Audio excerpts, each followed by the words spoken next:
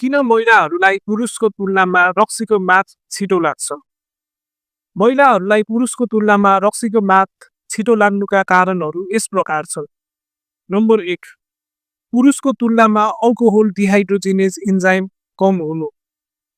पुरुषको तुलनामा महिलामा यो इन्जाइम कम मात्रामा पाइन्छ। यो इन्जाइमको मुख्य काम भनेको रक्सीलाई मेटाबोलाइज गर्नु।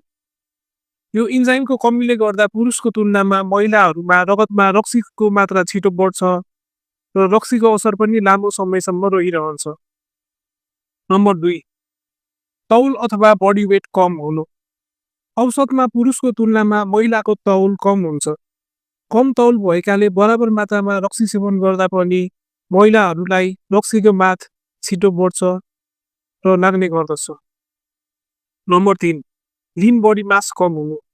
पुरुषको तुलनामा महिलाको शरीरमा पानीको मात्रा कम हुन्छ र बोसोको मात्रा बढी हुन्छ। यसले गर्दा रगतमा रक्सीको मात्रा बढ्न जान्छ र मात पनि छिटो लाग्दछ।